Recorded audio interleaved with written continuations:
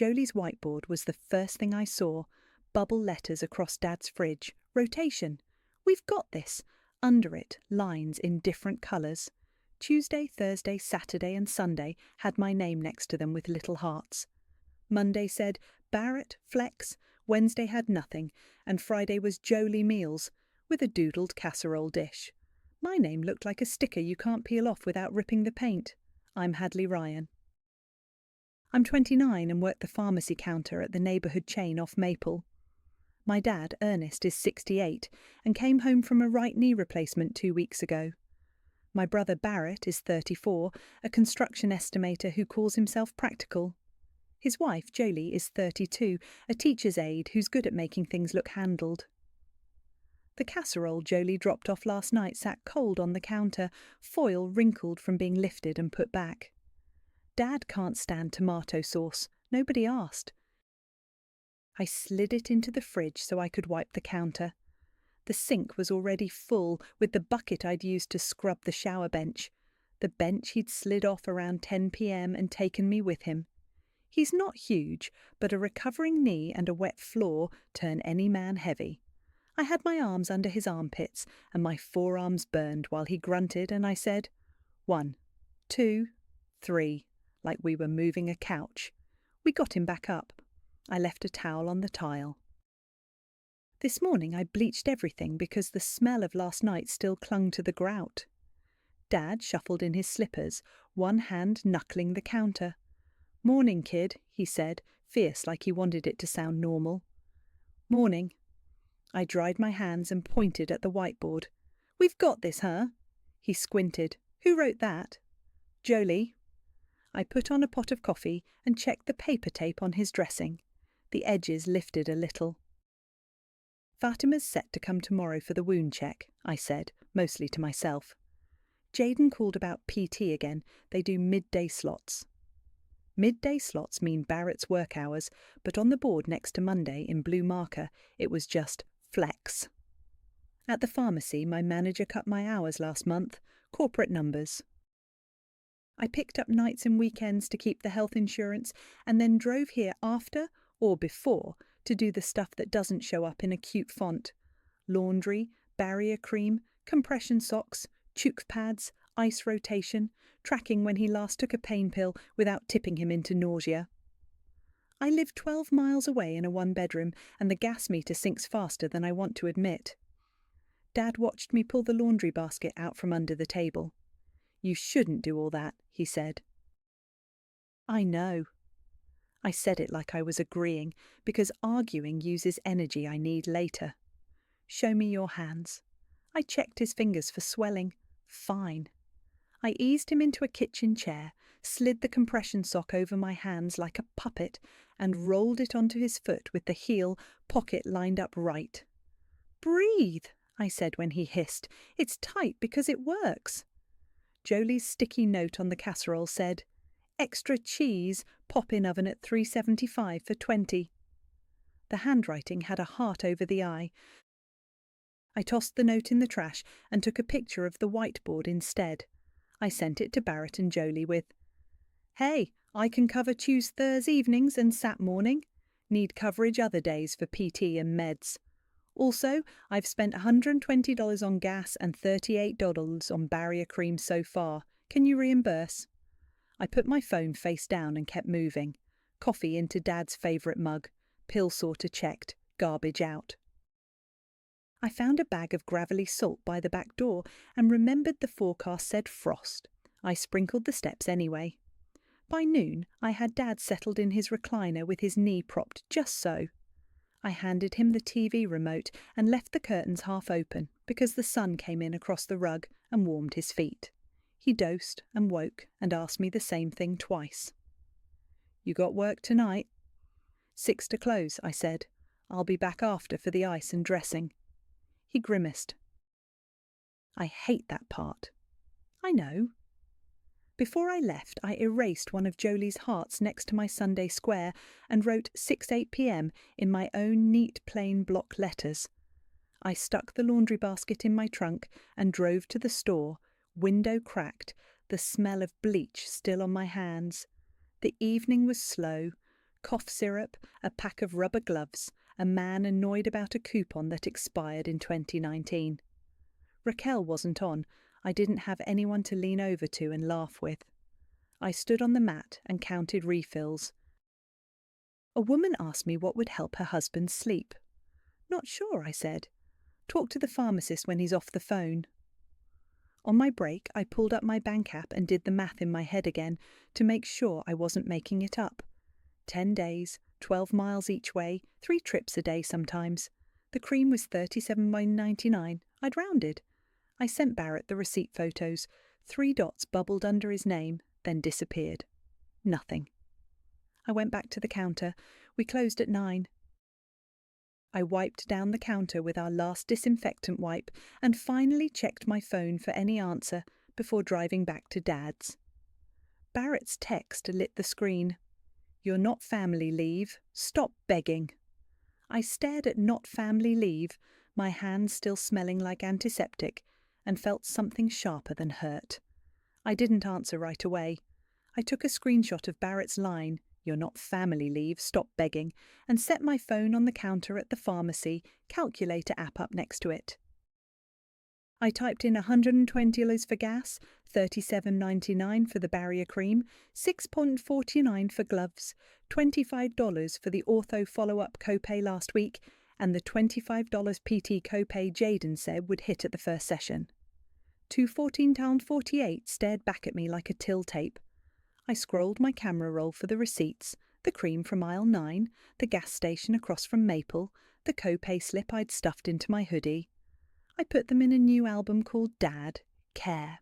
The family chat lit up with Jolie's peach-coloured bubbles.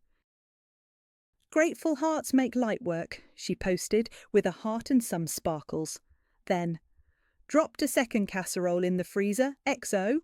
Barrett chimed in. "We all do what we can, no need to nickel and dime, Had." I typed, "I'm asking because I can't keep covering it." I attached the gas and cream receipts only. Send. Nothing for a minute. Then a thumbs-up reaction on my message, like a stamp that said seen, not addressed. I put my phone face down again. The fluorescent hum made the place feel like an aquarium. I wiped my lane, counted till 2, and drove back to Dad's after close for the ice and dressing. 10:30 by the dashboard clock, frost starting to silver the edges of the lawns. I carried the laundry basket in with my hip and let myself in. Dad was half asleep in the recliner, the TV volume at a low murmur. I touched his shoulder. "Ice time, then we'll change the dressing," I said. He winced awake. "Already? It's been 3 hours." I slid the ice wrap off the freezer shelf and wrapped it, snug but not strangling. "Breathe," I reminded him. He did, jaw set. I set a timer on my phone for 15. While it ticked, I refilled his water and checked his pill bottle. He had 2 pain pills left before the refill, tomorrow. I made a note to call the pharmacy in the morning from the store to run it early. If it got stuck behind a verification, we'd be in a window I didn't want. Timer went off.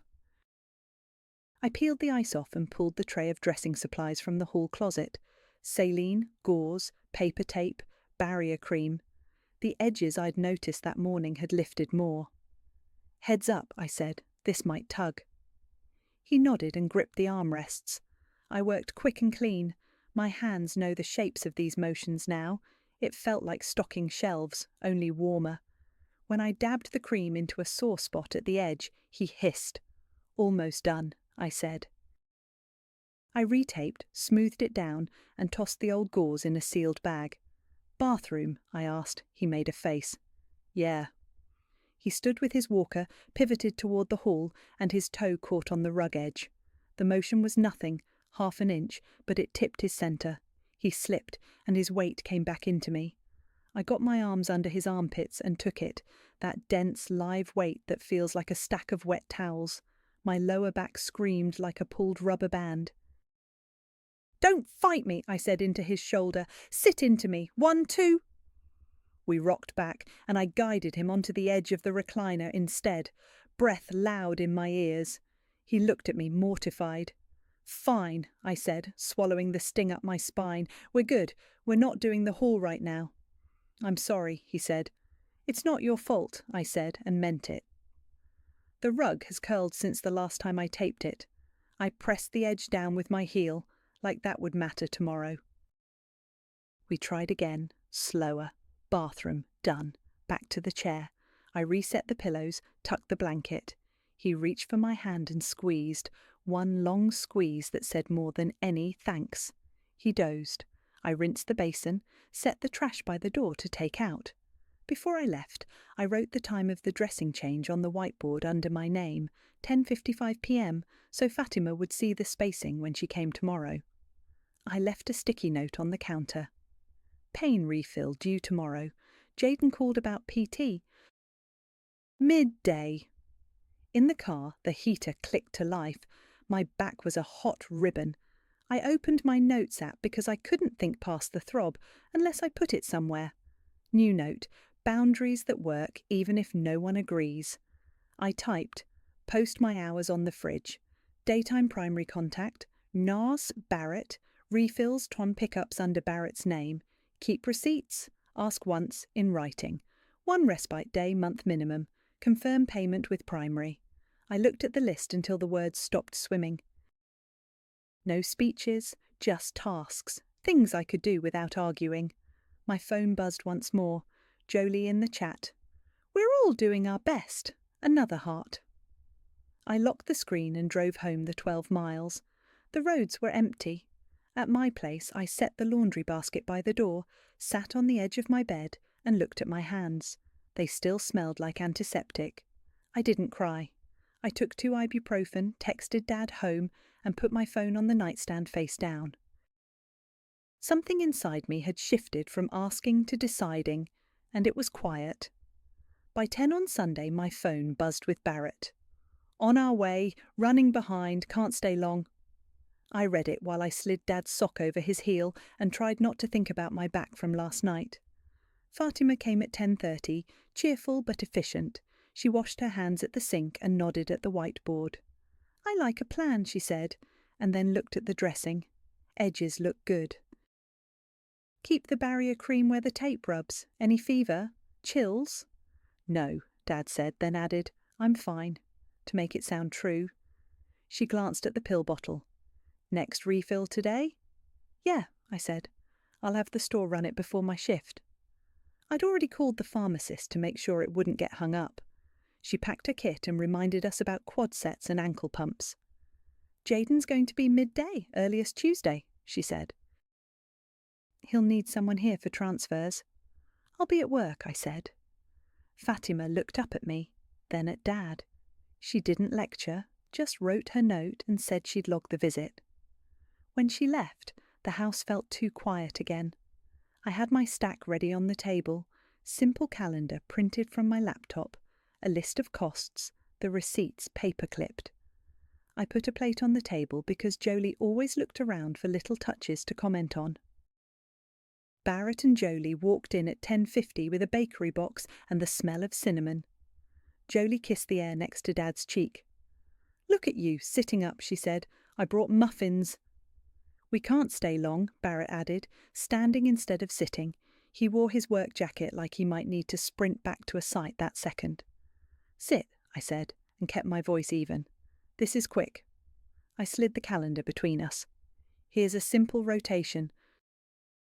I can do Tuesday and Thursday evenings, 6 to 8, and Saturday morning. I can't do middays. PT co-pays are $25 each time. So far, I've spent $120 in gas, $37.99 for barrier cream, $6.49 for gloves, and I covered Dad's ortho co-pay. I need reimbursement, and I need coverage for midday appointments. Barrett flipped the paper once like he was checking the weight. This is family, not payroll. I'm not putting anyone on payroll, I said. I'm telling you what this costs so far and what hours I can give.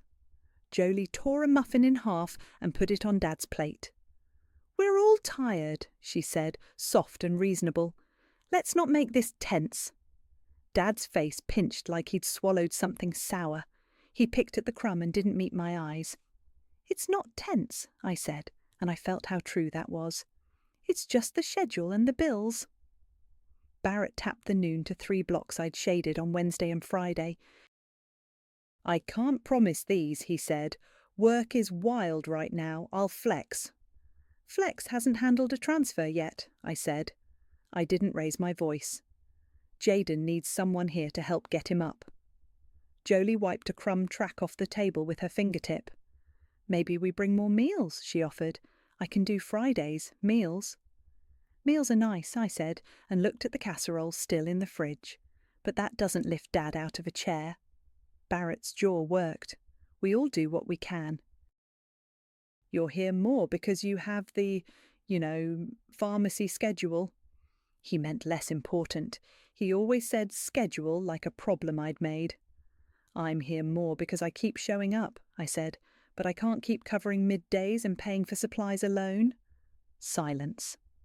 Then Jolie said, Let's revisit next week. We need to run to the store before the game. Dad cleared his throat. Barrett, he started, and then stopped, the guilt written all over him. It's fine, Dad, I said. I slid the receipts back into the folder, kept my face neutral. Thanks for coming. They left with the bakery box half empty. Jolie called from the door. Text if you need anything. Like that made it a plan. After, I took Dad to the bathroom, slow, both of us watching our feet. He was extra quiet. When I got him back to the chair, he said, I don't want you fighting with your brother because of me. We're not fighting, I said, and meant it. What we were doing wasn't a fight. It was a shrug from their side and a decision forming on mine. Drink some water. I'll be back after work. At the store that evening, the Sundays before dinner crowd rolled through. Raquel was on this time, her hair in a scarf, nails bright blue. She watched me stretch my lower back when I thought nobody was looking. You okay? She murmured between customers. My brother brought muffins and a lecture about how feelings count as labour, I said. She snorted. Classic muffin diplomacy. I told her the basics while we rang up cough drops and a blood pressure cuff. She knows enough already. She'd covered my lane when I took a call from the ortho last week. When it slowed, she leaned on the counter. If they won't hear words, give them tasks they can't dodge. I looked at her. Like what? Make him the one the nurse calls. Put the refills under his name. You're good at systems. Use that. A kid asked where the gummy vitamins were, and she pointed with her chin without breaking eye contact with me. They hide in the kids' aisle, bright orange. Thanks, I said to both of them. The store PA crackled with the quarter-hour chime. I pulled a roll of labels and thought about my list from last night. Post my hours, switch primary contact, refills under Barrett. No speeches. Tasks. Driving back to Dad's for the night ice, I said it out loud once in the car, to make it stick. Give them tasks they can't dodge. Monday, I woke up to my alarm instead of a thud or a phone call. I'd taped the schedule to Dad's fridge last night, texted the photo to the group with a smiley face, and switched the clinic and pharmacy contacts to Barrett. I slept through like a person, not a buzzer. I opened the store at 9. The gate rattled up, lights hummed on, and the first customer of the day wanted batteries. I slid into the rhythm, count the till, stack bags, check the voicemail. At 9:10, my watch buzzed with a forwarded transcript because I'm listed as backup. Fatima. Hi, this is Fatima, Home Health. I'm seeing a low-grade temp in yesterday's note, 99.9. Can you take it again right now and call me back? If it's up, we'll do Tylenol and fluids. It went to Barrett first. At 9:17, a text from the family thread. Barrett. Did Dad have a fever yesterday? I didn't answer. He can call Fatima, that's the point. At 9:35, another call transcript. Jaden. This is Jaden from PT. I have Ernest at 12:30 tomorrow. I need someone here to help with transfers. Can you confirm who's assisting? Then a second right after. If I don't hear back, we'll have to reschedule. A woman set a bottle of cough syrup and 2 bags of cough drops on my counter. The cherry one doesn't work, she said. I rang her up and handed over change. At 10:05, the system pinged a ready text to the primary pickup number for Dad's pain meds. I didn't have to do anything. I'd moved the contact in Dad's profile last night. I slid a tote of returns under the counter with my foot. By 10:40, Eliza left a voicemail. "Hi, this is Eliza Blair from Home Respite. I'm calling to confirm the single-day booking for Ernest Ryan this week and to take the card on file for the 175 live-day rate. Please call me back today." It went to Barrett. My watch buzzed again with the backup copy a minute later. At 11:15, my phone lit with a message from Barrett, not the group. "Why are they calling me at work? I can't just leave." I thumbed back. "You're primary during the day. My hours are on the fridge." 3 dots then. "This is ridiculous. I'm in the middle of a bid." I put the phone face down. A man asked if we had the menthol rub in the small jar. I showed him the travel size and smiled. By 11:40 the store slowed. I slipped into the back to restock pill organisers. My phone buzzed twice, missed call from Dad, then an immediate call to Barrett. That's how I set it. At 12:02, Barrett again. He says he can't get up. I typed, "Use the gate belt hanging on the coat hook, rock him forward on 3, don't pull his arm." I put a smiley, not because I felt it, but because it keeps the tone flat. At 12:19 he wrote, "He won't budge." I put my phone in my pocket. A couple set a stack of greeting cards and a blood pressure cuff on the counter. I asked if they wanted batteries. They did. I found the right size. At 12:46, Barrett. Had to go over, back later. I pictured his work jacket on our Dad's couch, his boots on the entry mat where I always line them up straight so the walker doesn't catch. I pictured that first moment any of us learn a body is heavier than you think. At 1:30, he sent a photo. Dad in the recliner, flushed, an ice pack on his knee, a glass of water on the side table. The rug was taped down like I'd shown him. 90.6 now, Tylenol in, he ate half a sandwich, Barrett wrote, as if he were reporting to a foreman. "Good," I wrote back. "Refill is ready, pick up under your name." I could see in the system it was bagged. At 2:04 he texted, "My boss is asking where I've been." I didn't answer. I took a breath and showed a teenager where the acne wash was. I pointed to the shelf tags like a tour guide. At 2:27, another. "Jaden says he needs someone tomorrow at 12:30. You can, right?" I typed, "I'm working. My hours are on the fridge." Send. A pause. Then, "So what do I do?" "Either take lunch then or reschedule," I wrote. "You're listed as primary during the day." He didn't write back for a while. I rang up a woman's cough drops and 2 lavender candles. "Buy one, get 1/2 off," I said, and she nodded like I'd given her a secret. At 3:10, the family chat pinged. Jolie, "Everything okay? Need me to drop something?" Then a muffin emoji. Barrett didn't answer her. He texted me, "I'll get the meds. Anything else?" "Barrier cream is low," I wrote. "Aisle 9, second shelf. Same brand." I attached a picture of the tube in Dad's bathroom drawer. At 4:02, he wrote, "Got it." At 5, I clocked out, shoulders down for the first time in a day. I drove the 12 miles with the window cracked.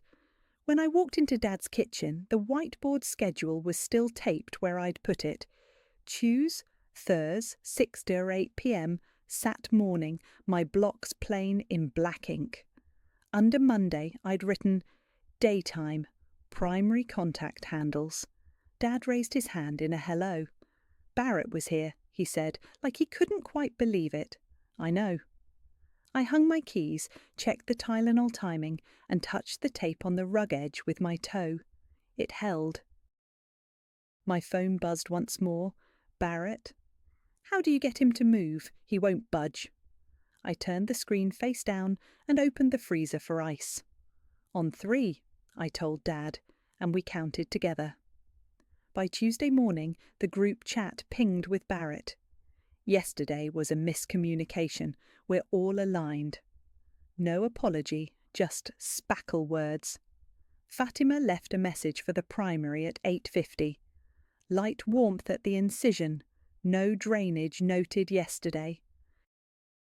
Keep the elevation. Watch the temp. The backup transcript hit my watch.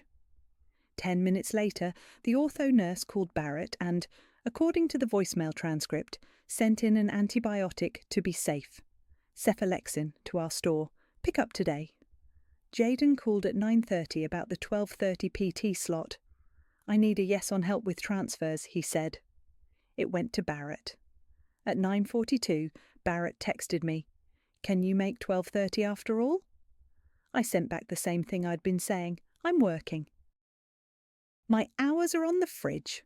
Fine, I'll reschedule, he wrote, like the calendar had betrayed him personally. By noon, Dad called me once, then the system forwarded it to Barrett like it should. I stuck to my posted hours. I answered a customer's question about glucometers and thought about the new script sitting in our will call bin under Ernest, primary pickup flagged Barrett. At 2:20, Barrett texted, "I'll get the antibiotic after this meeting." At 3:45, running late. At 4:30, nothing. I called the store from the break room and asked Raquel to check the bag status. "It's here," she said, rustling. "Cephalexin, 30 caps, $10 copay." "Can we do same-day delivery to Dad's?" I asked. Our chain had a local courier for an $8 fee if you caught it before 5. "We can if we get it in now," she said. "Charge it to—" "Use my card," I said. I pulled it from my wallet and read the numbers. "Save the receipt, I'll need it." "Got you," she said. "Courier says within 2 hours." I texted the family thread. "Antibiotic delivering today, $10 copay, plus $8 delivery, receipt saved." No lecture, just the line. At 5:40, Dad called me. Backup sent it through. "It's starting to throb," he said, trying to keep his voice even. "I don't want to be a baby." "Did the delivery come?" I asked. Guy dropped a bag. I took the first one with water. "It's fine," he said. "Just heavy." "I'll be there at 6, I said. "We'll ice and elevate." I parked at 6:02, went in, washed my hands, and checked the pill times on the whiteboard. Dad shifted, tried to lever himself forward before I got the gate belt around him, and his hips slid forward on the recliner like a slow-motion slip. He caught himself with his hands, arms shaking. "Stop," I said, getting my forearms under his armpits. He was half off, half on, his centre of gravity nowhere helpful. I tried the rock-forward trick. The belt creaked. My lower back lit up, hot. "This isn't working," I said, breathing through my teeth. "Don't fight me." "Sit into me." We didn't have it. I wasn't going to wrench him, not with a new knee and a back I need for tomorrow. "I'm calling," I said, calm. I dialed 911. My father slid forward in his recliner after knee surgery. He's stable, breathing fine. I can't get him up safely. The dispatcher asked the right questions. Vitals if I had them, which I did. Temp 99.7, pulse 88, BP last checked 132.78 yesterday. "We'll send a unit," she said. "No lights." Good. The EMTs came in 10 minutes, boots wiped on the mat I'd taped down. They did their own quick checks, then used a transfer sheet and 2-person lift like it was nothing. Dad apologised 3 times. "Happens," the taller EMT said. "Let us do the heavy part." "Do you want evaluation in the ER given the new antibiotic and pain?" the other asked. Dad looked at me. I looked at his knee, warm under my palm, the way he couldn't get comfortable. "Let's go," I said. "Better now than at midnight?" At the ER, triage asked, "Who's the primary?" Every eye turned to Barrett, who had hustled in wearing his work jacket, hair pushed back like he'd used his hand as a brush. "I am," he said, stepping forward. He took the clipboard. The nurse rattled off meds. He looked at me, lost. "Pain med, Tylenol and cephalexin started at 5, I said, because the goal is Dad cared for, not anybody scored on. The triage nurse glanced at the intake note. "Antibiotic picked up?" she asked. Barrett hesitated. "It got delivered," he said, and I could see him doing the math of how it got here without him. He signed 3 forms, squinted at the insurance card, and sat next to Dad, who was pale with embarrassment. A resident looked at the incision, pressed gently, ordered labs to be safe, the same phrase everyone uses when they don't want to scare anyone. We waited under the TV that runs weather and car ads. Dad dozed, mouth open. On the way out after labs, no emergent infection, keep icing, take the antibiotic. Barrett fell into step behind me and spoke low. "You're manipulating the system." "I'm following it," I said. "Primary handles day. I stuck to my hours. The delivery fee receipt's in the folder." My voice didn't rise. No point. He blew out a breath, but he didn't argue in front of Dad. He carried the discharge papers to the car like a shield. At Dad's, I settled him, set the ice, wrote the antibiotic time on the whiteboard, 5:10 p.m, 11:10 p.m, 5:10 a.m, and locked the door behind the EMT's exit scuffs. My phone buzzed when I got to my car. Our aunt's name flashed. I answered, because if I didn't, she'd call Dad. "Why is Barrett telling people you're charging him rent to see his own father?" She opened with, "No hello."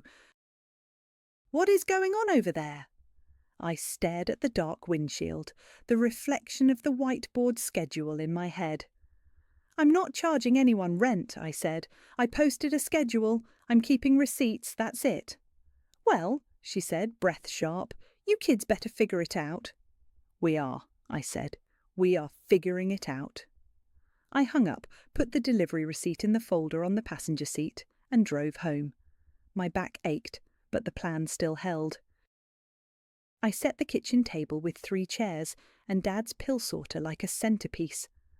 The whiteboard was behind me, my hours in black, Tues, Thurs, 6 to 8 p.m, Sat morning. Under Monday I'd written in block letters, daytime, primary contact handles.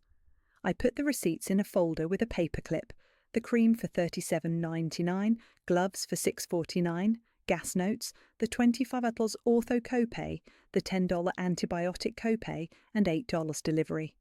I kept it neat, not dramatic. Dad watched me from the end of the table, knee up on a second chair, jaw tight. "Barrett said 6, he said. "He'll be here," I said. They were 6:10, because they're always a little late. Jolie hovered in the doorway like she might go back for a bag she forgot. Barrett took the chair across from me and nodded at Dad. "How's the knee?" "It's a knee," Dad said, which is how he says he hurts. "Sit," I said. "This won't take long." I slid the folder and a simple calendar across. 2 options, I said, steady. Option 1, we split hours and costs starting this week. Option 2, we hire 2 days of home help and we split the invoice. I won't go beyond my posted hours either way. Jolie opened her mouth, then closed it. Barrett looked at the calendar like it had hidden math. "We're all a little spun up from yesterday," he said. "It was a miscommunication." "It wasn't," I said. "It was you being primary during the day and seeing what that is." I tapped the paper. "Here's the money I've put in so far." I read the list so nobody could pretend it was fuzzy. Gas, $120. Barrier cream, $37.99. Gloves, $6.49. Ortho copay, $25. Antibiotic copay, $10. Delivery, $8. Total, $207.48. My first ask to you was just the gas and cream, $158, because I was trying to keep it simple. Jolie's eyes flicked to Dad and back. "Aunt called me," she said, voice low. "She thinks you're charging rent." "I'm not charging anything," I said. "I'm asking for reimbursement for stuff I bought for your father." I nodded at Dad, because that's who he is to me and to her, and to split what's next. That's it. Dad took a breath. "They wheeled me into the ER, he said to Barrett, not looking at me. "That wasn't for show." Barrett rubbed his forehead. He picked up the calendar. I'd shaded midday blocks on Monday, Wednesday, Friday that Jaden had asked for. "You need someone here when Jaden comes," I said. "It's not optional." He won't do it if nobody's here to help move him. I can move some lunches, he said, like moving lunch was a favour to a stranger. He flipped to the second page. I'd penciled in a single respite day the clinic had suggested. Thursday. What's this? Eliza from Home Respite, I said. 1 day this week to see how it goes. If we go with option 2, we hire a second day and split it. The day rate is 175 these. Jolie finally sat. What would home help even do? Stay while I'm at work so Dad isn't alone, I said.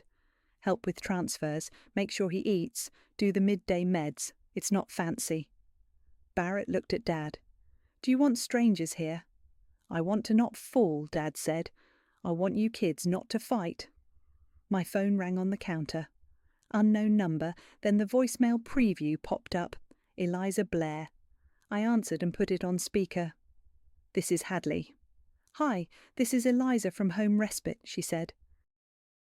I'm calling to confirm the single-day booking for Ernest this Thursday and to take the card on file for the 175. I have the primary contact listed as Barrett. Should I loop him in? You're on speaker, I said. Barrett is here. There was a second of silence while he looked at me, then at Dad. He exhaled. Put it on my card, he said. Thursday. Great, Eliza said, businesslike. I'll text the confirmation and care window. She hung up. Barrett sat back like he'd just gotten through a tight stretch of highway. So we split the rest? We split going forward, I said. Today you can settle the $158 I asked for last week. The $49.49 left is mixed. Co-pay, gloves, the delivery I put on my card. We can roll that into the first split if you want to keep it clean. He pulled out his wallet and counted bills, 20s and a 10 down to $160. He handed me $160 and then took back 2 ones when I put them out. Gas and cream, he said. We'll sort the rest in the split. Okay, I said. I put the cash under the clip with the receipts. Jolie watched my hands like the act might tell her something about me she didn't know. Schedule, I said, sliding the calendar back. I'm locked on Tuesday, Thursday evenings and Saturday mornings. Barrett, you take Monday, Wednesday middays for Jaden for the next 2 weeks. Jolie, can you do Friday midday? PT sometimes lands then. Jolie swallowed. I can do Fridays, she said. I can also learn the sock thing, she added, small. I'll show you, I said. Barrett nodded toward the shaded blocks. And if I get stuck at work? You call Jaden and reschedule, I said. Or we add a home help day and split it. What I don't do is leave my job to cover your block. He bristled, then nodded once. Fine, he said. He uncapped the whiteboard marker and wrote his name in 2 noon slots, like he was signing a receipt. He capped the marker with a click. Fine, he said again, and then held up a finger. But if you bail on your times, Dad cut him off, voice clear. She doesn't bail, he said. Make it fair. Something eased in the air, not a hug, just a release of held breath. Jolie folded the calendar into her purse like a homework sheet. Barrett stared at the whiteboard. I picked up the compression sock and the lotion and put them in a small basket labelled Friday. When does Jaden come next? Barrett asked, calmer now. Tomorrow, 12:30, I said. He called you, confirmed tonight. He nodded. We sat there a minute with the sound of the fridge motor and the quiet clink of Dad's spoon in his tea. It wasn't warm, but it was a plan. I could live with that. By the next week, the plan started to feel like furniture.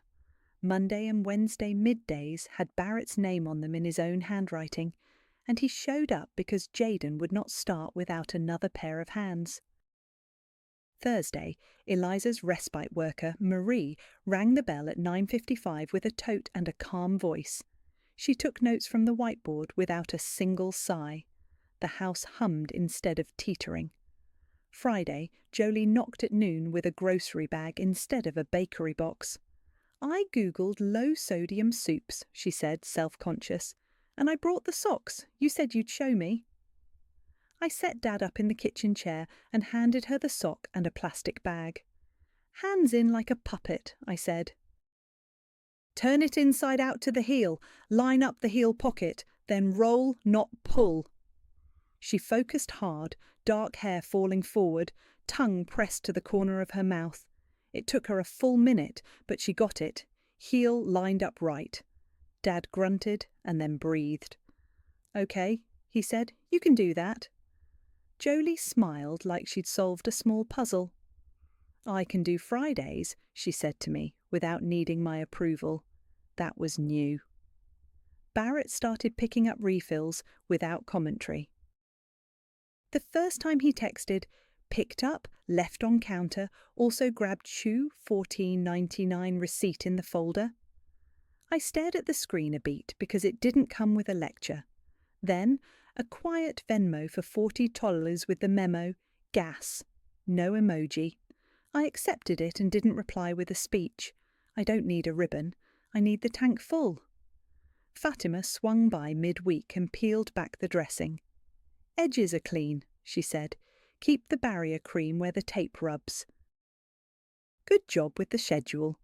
She looked at the whiteboard and then at me. "You sleeping?" "Better," I said. At the store, Raquel leaned over the counter during a lull. "How's the muffin diplomacy?" she asked. "Upgraded to actual tasks," I said. "Also, Marie on Thursdays. Dad likes her." "Good," she said. "You look like a person again." On a Sunday afternoon, Hallie came by my place with a spare shower chair from her aunt's garage, the kind with a back and arms. We wedged it into my trunk next to a case of bottled water. "Swap out the bench," she said. "The arms make a difference." We drove it over and adjusted the legs so the rubber feet sat flat on the tile. She flicked the tips with a nail. "No wiggle. You call me if they start slipping on you, okay? And stick to your hours, Had." "I am," I said. She gave me a look that said she'd believe it when it lasted. By the second Thursday, Eliza called again. "How did the first respite day go?" she asked. "Great," I said. "We want to add a second day." My eyes were on the whiteboard. Tuesday, Thursday evenings mine, Saturday morning mine, Monday, Wednesday middays Barrett, Friday midday Jolie, Thursday respite. I could see the holes, and I knew I didn't have to fill them all anymore. "I can do Monday," Eliza said. "Same rate, $175. "Put it on 2 cards?" I asked. "I can split the invoice," she said. "Half to Barrett as primary, half to you." "Split to Barrett and me," I said. "We'll settle our halves." I texted the group. "Adding a second respite day Mondays, invoice split." Barrett replied, "Fine." A minute later, "Card on file." Jolie hearted it. Jaden kept his 12:30s. The first time Barrett texted, "We did 3 laps to the mailbox," it came with a photo of Dad holding the walker with his shoulders down and chin up. It wasn't heroic, it was hopeful. Aunt called once more. "Barrett says it's under control," she announced, voice neutral like she hadn't accused me of charging rent a week ago. "It is," I said. "We have a plan." "Well, good," she said, and that was the apology. Close enough. The house smelled less like a hospital once the swelling started to go down. Dad ate small meals at the table more, dozed less in the chair. He kept his humour and let me boss him about the ankle pumps. After Jolie nailed the sock a second time, he texted me a photo of his foot with the heel pocket aligned. "A+," I wrote back. He sent 3 clapping hands like a dad joke. I still did my blocks, Tuesday and Thursday evenings, 6 to 8, Saturday morning. I wiped the counter, swapped the ice, checked the meds, took out the trash. At 7:58 on a Thursday, I set an alarm for 8:01, and when it buzzed, I stood, put the ice tray back, and clipped the pen to the whiteboard. Dad watched me tie my scarf. "You leaving?" he asked, testing. "It's 8:01, I said and smiled. "I'll see you Saturday." He nodded, then reached for his phone. A minute after I'd gotten to my car, it buzzed. A text from him, all thumbs. "Proud of you, kid. Boundaries look good on you." I sat there, engine running, grocery receipt from earlier tucked under the clip with his antibiotic times. I didn't cry. I sat in the small quiet that comes when you keep a promise to yourself. Barrett stopped sending defensive texts and started sending check-ins that mattered. Jaden moved Friday to 1 hour, I can still do it. Refill snagged, put the copay in the folder. Jolie added, I started a grocery list on the fridge, tell me if we need more gloves. Nobody said sorry, nobody needed to. They paid, they showed up, they wrote their names on the board. At home, I slid my phone to Do Not Disturb at 8:01 p.m. A little moon icon appeared in the corner. No emergencies pinged through because they hit the primary first, like they should. I lit a cheap candle and set my laundry to run. The silence wasn't revenge. It was a plan doing its job. It was justice I could live with.